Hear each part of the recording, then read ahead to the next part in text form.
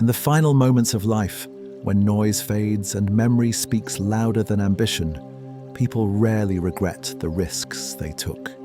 They regret the risks they didn't. The words left unsaid.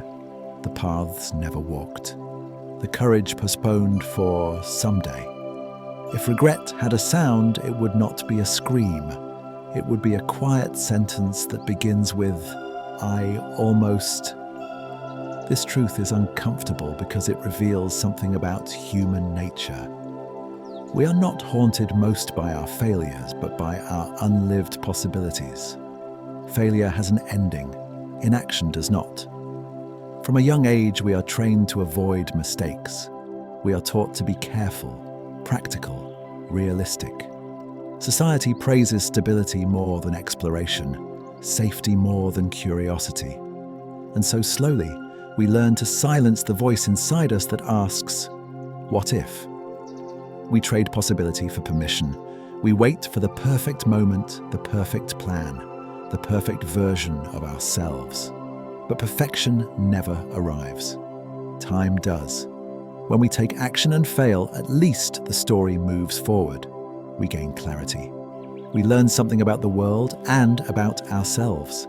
But when we do nothing, the story stalls. The mind fills the silence with imagined futures, versions of life that could have been. These imagined lives grow more powerful with time because they are never tested by reality.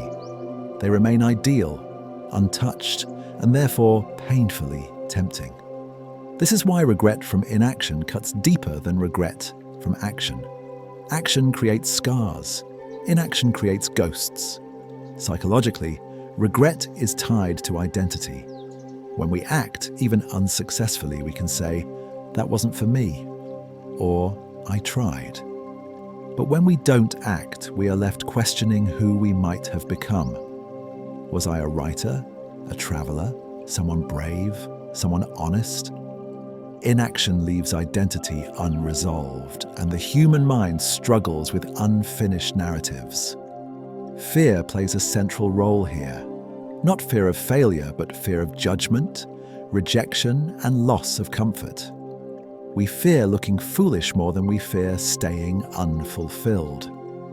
Yet most fears are short-lived, while regret has patience. It waits quietly, growing stronger as opportunities expire. Ironically, we justify inaction as wisdom. We call it being realistic. But wisdom is not the absence of risk. It is understanding which risks are worth taking. And almost always, the risks worth taking are the ones aligned with our values, our curiosity, and our sense of meaning. Philosophers have long warned us about this. The Stoics reminded us that life is short and uncertain. Existentialists argued that meaning is created through choice, not comfort.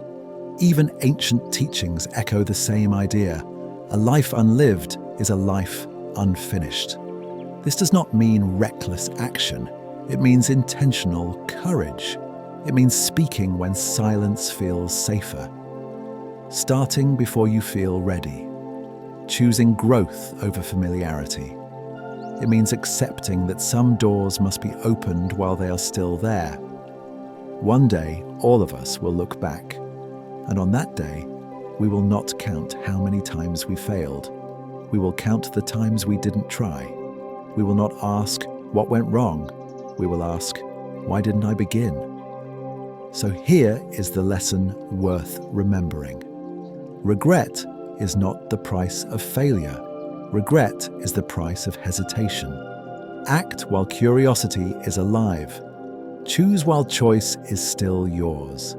Because in the end, it is not the things we did that haunt us, but the lives we were brave enough to imagine and afraid to live.